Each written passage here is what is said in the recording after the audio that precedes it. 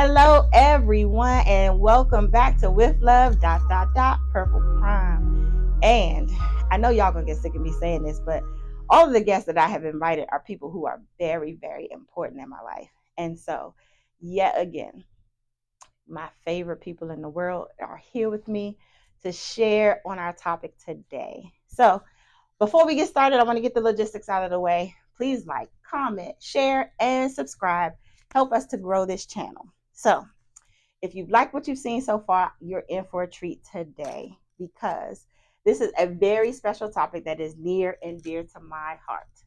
I am a creative, and I believe that one of the main reasons that God has set me on this earth is to pull art out of those who He placed and deposited art inside of. And so I'm a choreographer, I'm a director, I do productions, but I believe the biggest gift is to rub shoulders with people who God has deposited gems in and be able to help them to realize it and give them a platform to be able to execute the things that He's placed on the inside of him or himself and them. And so before me, I have some of my favorite creatives. And so I want to have them to introduce themselves. And then we're going to get started with our very special topic today, which is My Heart Bleeds. Yeah. So, so who wants to introduce themselves first? I will go first.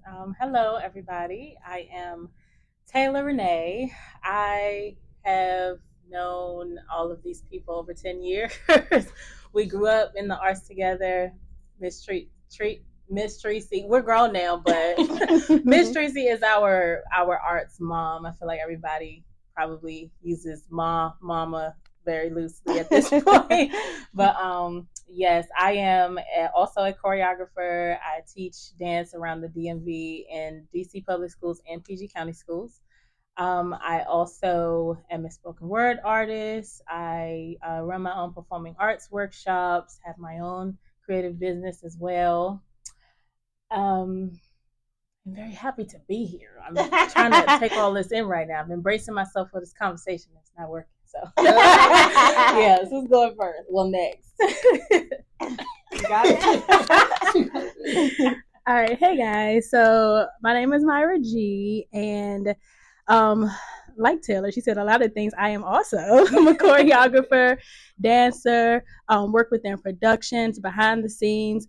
I just really love to create. Whatever that looks like, I want to put my hands in it. And I feel like I can put my hands in it and do it and be successful. So I'm just an all around just creative person, no matter what it is. So yeah. How y'all doing? They gonna say my name is JR, but I go by Sheldon Silvers. And Sheldon is my middle name. And like G just said, I think the overall retrospect we could say for all of us is we are creators. And in any field, I mean, for me, I'm a creative director. I do events. I teach classes, dance classes. I just create spaces for people to feel free and comfortable. I'm not even just gonna say just to put the inside dance. So I'm gonna just keep it right there, and because we could talk all day, you know. But we'll get the mic back to Miss Tricie.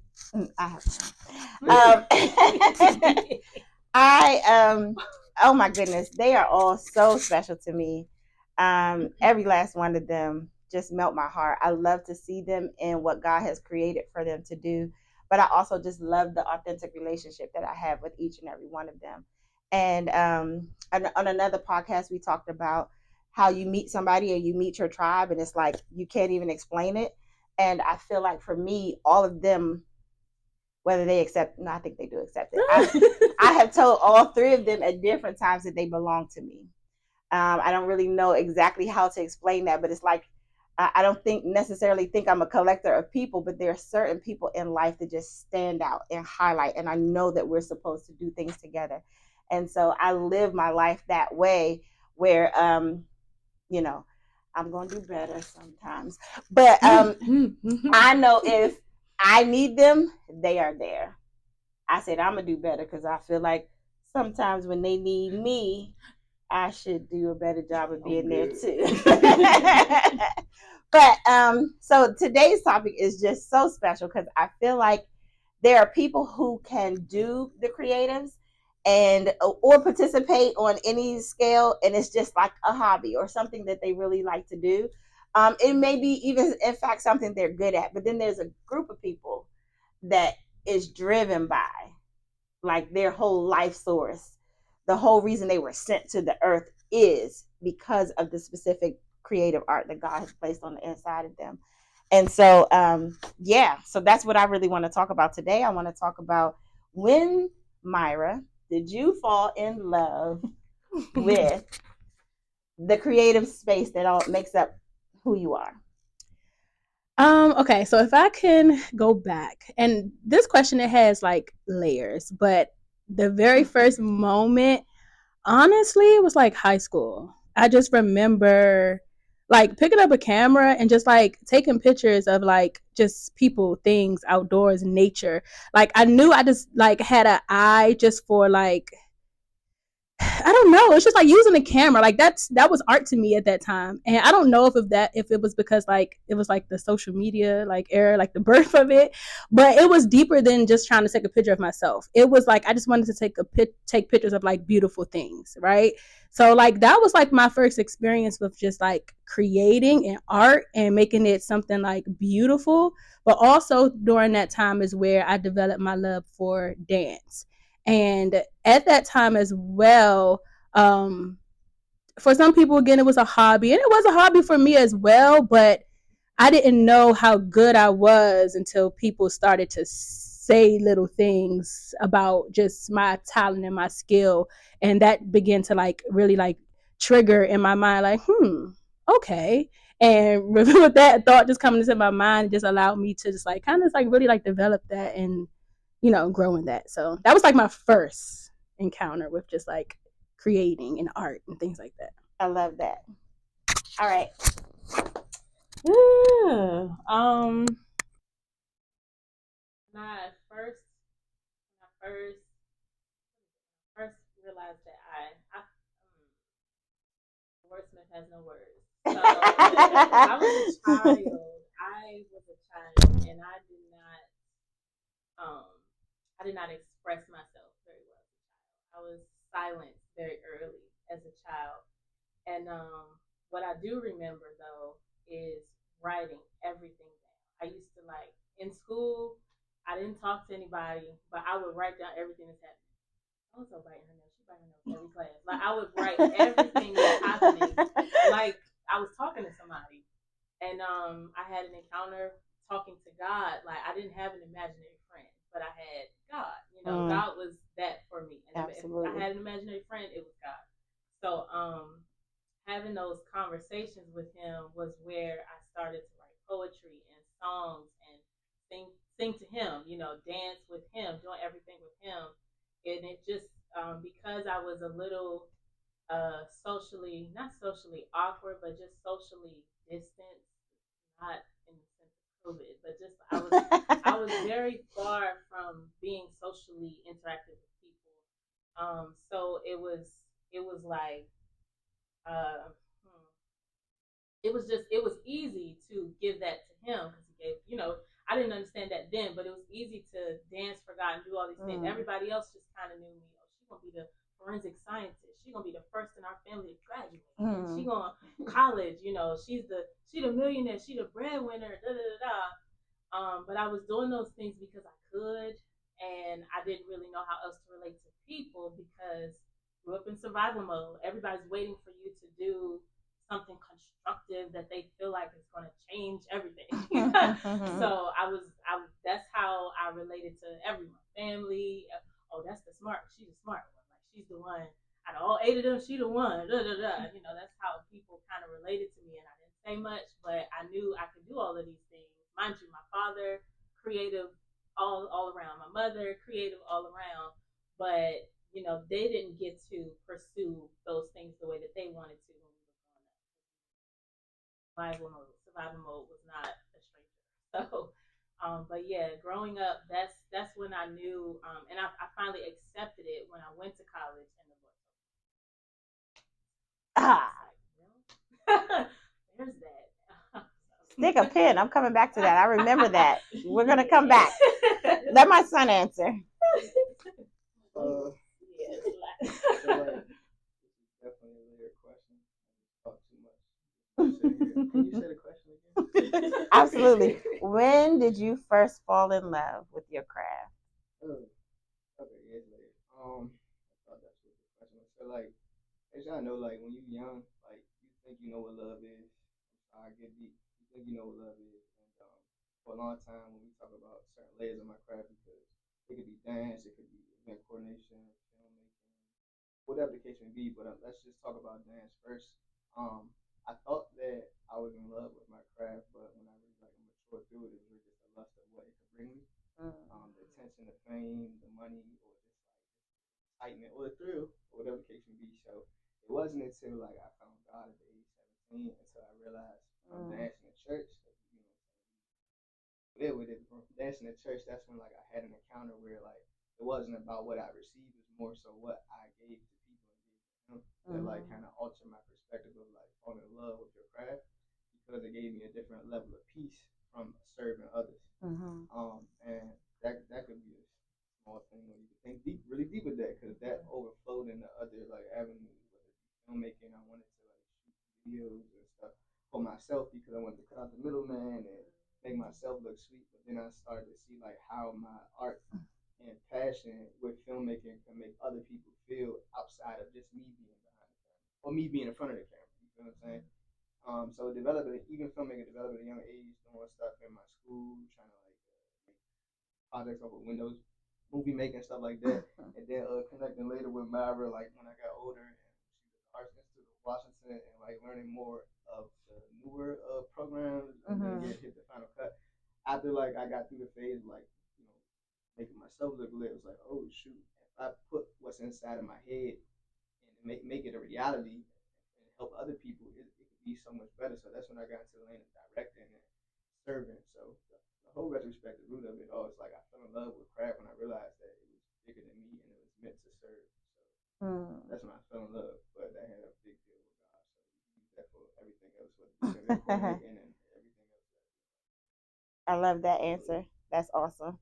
Yeah. So sheesh. All of you said so much. I think the first thing that comes to mind after listening to all three of you is all things work together for the good of them that love God. So like when you were talking about struggle wasn't a stranger, and but even how those things God used to catapult you to where you are and the awareness that you walk in now, or starting with photography and then that being able to open you up to other things, or even your desire for the thrill of things, but how God captured and arrested you and turned it around. So I just feel like that scripture just screams at me as I listen to you guys, because no matter what your path is, God will allow you to experience certain things. Not that He always brings them to us, but He will allow us to experience certain things to bring us to the outcome that He always wanted, right? Because like all of you are giants in my mind in what you do. He always knew you were going to come here. So although you might not have discovered it until middle school or high school, maybe you were in elementary school and not really knowing where you fit in, and maybe you started for the wrong reasons, but He always knew where He was going to bring you guys to. That's in and of itself is amazing to me. Always will be.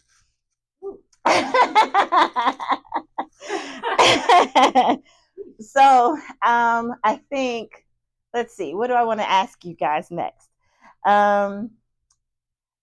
So doing this craft, I want to know like how much of this is influenced, or who influences you the most in what you do, because you all wear multiple hats. That could possibly be multiple people. Try to keep it short, but but who most influences you the most? If all of you could answer that question. Throwing the questions out right now. Like, come on. If it was just me and you at lunch. You're ready. I'm not really ready. But I'm gonna think through it as I talk about it. Okay. Because like I can say I'll stick with like dance and choreography, right? Like of course there's people that I've seen or like followed, like maybe growing up and dance and things like that. But although I can say they maybe have like inspired or influenced me, it's like when I try to like when I try to like really follow that, I'm not really influenced. Like I think I just like sometimes what I see, and that's just that. Like it stops there. Like where I'm now in life, it stops there. But when it comes to creating for me, it's really not about who I'm influenced by, but like what inspires me. You know what I'm saying? Or what is God saying to me about what I'm creating? Because before I have to get started with like just creating in general, like I really got to send something out. I'm like, okay, what do you want me to do? How do you want me to do it? Absolutely. And the times that I may forget, or I'm just moving so fast, and I go into creating, it gets rough. Like I'm like, okay, like it's a struggle to even like pull out of me what I'm trying to do because I didn't consider what God wanted to do. So for honestly with me, it's a partnership with God, and like that's where my like inspiration and influence comes from because He put it all inside of me. So it's like I don't really have to be influenced to like actually produce what other people are doing, but really just awakening and like things just coming out of me what He already put. So again, I'm not saying that to say like, oh, everything I see, like, oh, I don't like it. No, like I love art in all types of forms, but yeah, I feel like I don't know. I just can't do what they do. I gotta do it. That's not a question. Is there a difference between inspired and influence? In this, yeah, take the That's the question. That's it. She said take the mic to the. Oh, yeah. It shouldn't be blinking. I don't think so.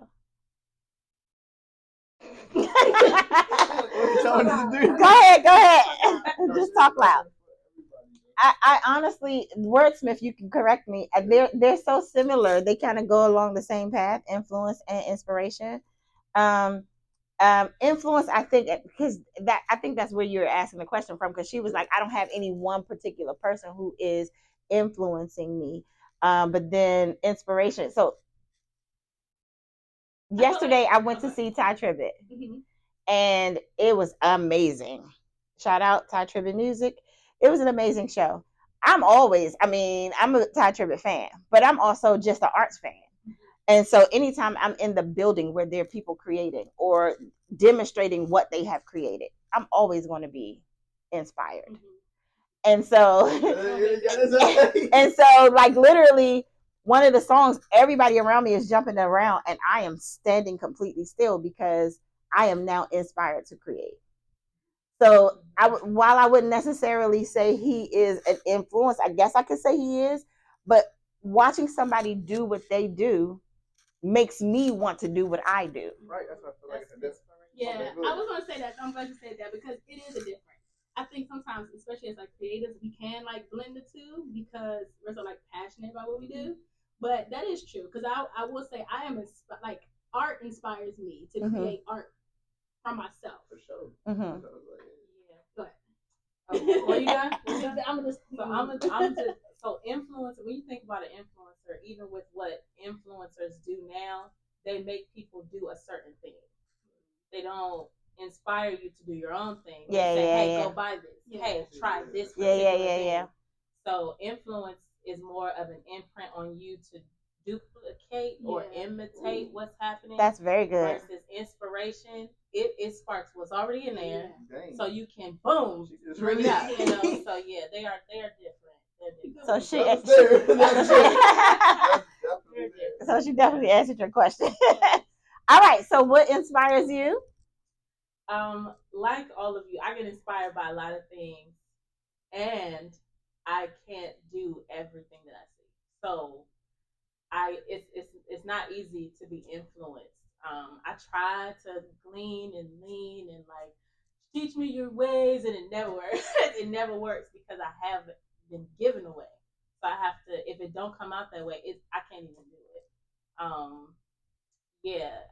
There's a, and I remember this is something that I struggled with for a while because I have a gift to do it. I have a gift where you can give me a vision and I'll bring it to pass. I can do what you're telling me to do. And you told me that. You said you have a gift to actually bring to pass what people want to see without straying away from their vision. And I said, yeah, I do. I realized that, and I was like, yes, I really do have a gift for that. But I think somewhere along doing that and realizing that I was called to that for some time, I forgot that I had one. I forgot I had a vision for myself. I forgot that, hey, that don't mean don't do this. And you still got to do this. Like you're kind of double charged here. You have to do that, and yes, this is a gift, but that's what you're supposed to do. And I think that a long time, honestly, not to derail the conversation, but a long time, I lost me in creating because I was just doing, but I forgot to do what was in here. So it was just sitting for a long time, and yeah. So I feel like we're about to go somewhere else. So stick a pin. I don't want to deviate too much from what we're saying. However, I do want to backtrack on something you said a little earlier on. I wanted to say yes and no to what you said. And you said, yes, I did say to you that you had the ability to create for other people, and you absolutely do. I think so much better than me. I have found throughout my entire time of creating, if someone comes to me, and I think I said this in a previous podcast, if someone comes to me and says, hey, I want you to write a show about da da da da da da da, chances are I cannot. Even in what I do now as my job, there are times when people come up to me and they say, hey, can you create a skit or a spoken word or an event about this? Because it wasn't born from me, I don't have the capability to put the missing pieces in what you're saying because you had that vision. I didn't. And it just stresses me out more times than not to try to duplicate another man's anything. And so sometimes I'm successful. That's why I say yes and no, especially if it's something that speaks to me. But if it doesn't speak to me, I used to say that all the time. People would be like, oh my God, Minister Tricie, there's this song I want you to dance to. And they would bring me the song and I'd be like, trash. Mm-hmm. I don't even like this song.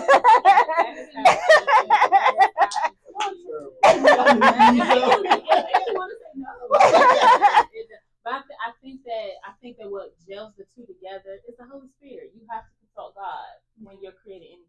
Yeah. If you don't, then it won't align. And to your point, if you're not gonna trust me to create it, no, I can't. Yeah. So it goes both ways. Yeah. Gotta be having a moment. I don't know what you want me to do with this. It's all you. It's none of me because I don't like this.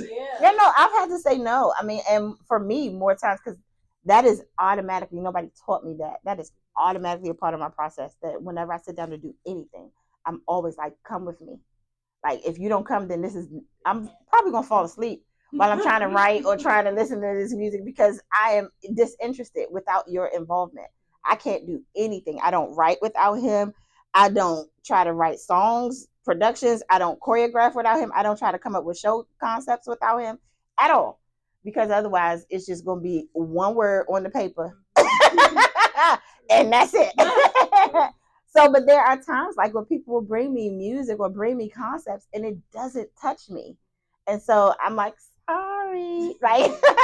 I know you feel so excited. I mean, I get people text me all the time. I would love it if you would dance to this song. And I'd be like, I don't do choir music. Hey, yo, I used to be like that with you though, but I let God use me, and then He changed my perspective. So talk about it. Can you stop talking about the mic? Nah, because I'm saying you can't do that all the time. Well, I was supposed to make a point. It's so crazy because I feel like God will do that though. Like you could be like, I'm not feeling this. Like I don't want no parts of it. Like I'm not motivated to do it. And then like if you allow him to change your perspective and you just like surrender to where he like, just honor like, okay, especially if you agreed to something. Yeah. Because I'd be like, you know what, I agreed to. I gotta honor my agreement. Y'all are so good. I gotta push through. And when I push through, God, like he walks with me and he shows up. Yeah. It blows my mind because it's just like, what was I tripping for in the first place? So that's all I'm saying. I know we going like so far away from the question. It's okay.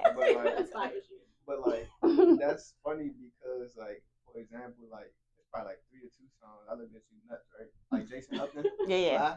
I was looking too crazy. Yeah. It didn't make sense to me. Like, let's be honest, it was just a whole bunch of just airy, just chords. Absolutely. It wasn't no like lyrics. It was just like, okay, so but guess what though? Like, it was a part of my not career, part of my journey where God taught me patience in dance. Like, let's be honest, you hit Jason up there, it go from lyric to space. The crazy is seeing you dance to that song so many times. I didn't know that was the backstory. Oh, you would never know. Am I lying? No, you're right. I was like, no. It was more than this though. It was like 4 songs. Like, that's your song. Got it right? That's your song. But it was me like developing like a new understanding with dance. So like if y'all notice now when I dance, I am very patient. Like y'all see me just like walking into the crowd just looking forward because God developed me. It's like it's not about you. When I used to be fast, even inside of the world, outside of church, like it's the same mindset. Like when you geek out, you do all this stuff, it's because you're trying to impress. God changed my heart when it's like I'm trying to serve and minister. So now I be looking at the crowd like who need to be healed. Like I be like, who am I talking to? Ooh, Jesus. Hold up. So like, nah, real talk though. But like when I let him in like that, seriously, like Jason Upton changed my whole perspective. I really be just looking at people and he's like, gotta have new ears. I'm talking to y'all now. Like forget what I'm going through. Like it be like hitting different. But like when you gave me that, I was trying to prepare, and sometimes you can't prepare. We try to be preventative as human beings, and like I want to prevent me from gashing out, looking crazy, sweating, and that's what was it 10-minute song? Absolutely. 10-minute song. Absolutely. 10-minute song ever. Like, what about I can't impress them? Like so, it's like God looked at me stupid. Like he was never meant to impress anybody. Like, and it, like you said, it became one of my number ones. Every time I go out, other churches like, it was like because they never heard nothing. I never heard nothing like that, but they never heard nothing like that. I was like, okay, cool. I just want to say that. I forgot the question though. So when you blow up, I just want you to remember. Remember, well, you already blew up. I was about to say. You already. The only song though. I told you no like 5 times. I can't remember some of the other songs. It was just like, Mom, you was tripping. Was it Brett? Well, it was one of the Fred Hammond songs or something. Circle. What the circle? I don't know, but whatever it was. Yeah, and my crazy son, you would like stop showing up to rehearsal because you're like, I don't want to do that.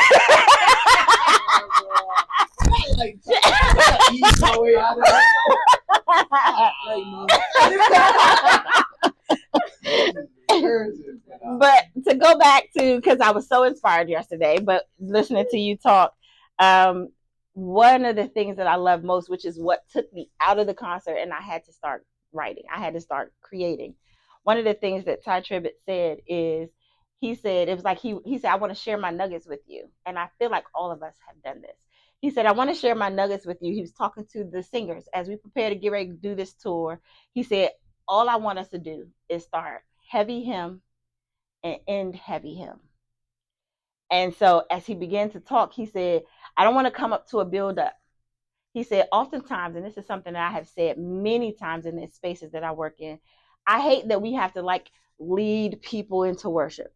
Like, I feel like you should just, right? Why does it have to be like I sing 2 slow songs and then we, that whole thing just blows my mind every time, because I feel like as an artist, you should already come prepared. So you shouldn't have to slow walk me through anything. That's first and foremost. But that's my whole thing about worship, and that's a whole nother podcast. So he says he wants to start heavy hymn and end heavy hymn. And so he said, when I come in, I know that people are coming to me from all walks of life. They're coming to me stressed out. They're coming to me with mental illness. They're coming to me on drugs. Some of them are coming in drunk. Some of them just experienced abuse on the way there. Some of them just lost a job. He said, I don't have time to build you up. I need to put your focus on something else. So when I step into a room, my whole purpose is to make you stop looking at your circumstance and put your eyes on something greater.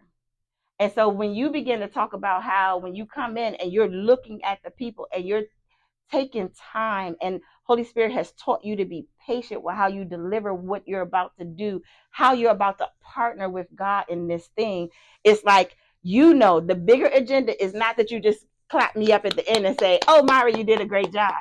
But the bigger agenda is that when I walk away, something about you has been impacted to a point where it makes you want to shift. even if it's just your perspective. Yeah. Yeah. That's influence. That's influence. Oh, that's all I was saying. No, that was all I was gonna say. Because so God, we want a life that is not just inspired by God, but we want a life that influences others to go to God too. Not just inspires you to, oh hey, I love God, I love God, I love God, because we've seen how the world can twist that and spiritualize that, right? So I want to influence you so that you go to the Lord, not so that you just go away thinking, oh, everything's great now, and you never revisit this again. But you have actual, I think all I was kind of pointing out was that with God, He does both. He inspires us, and He also influences us with the way that He's given us to walk. So, I love that. yeah. I love that. It was what you said was just good because I was having a conversation about someone maybe a few days ago, and I always say like I want just like my life to like lead people to God. Like just my like this like the fruit of my life, right? Like when they see just like certain good things happen or see I'm able to do this and to do that, that is what like you said, as you said, like influence them to go to God.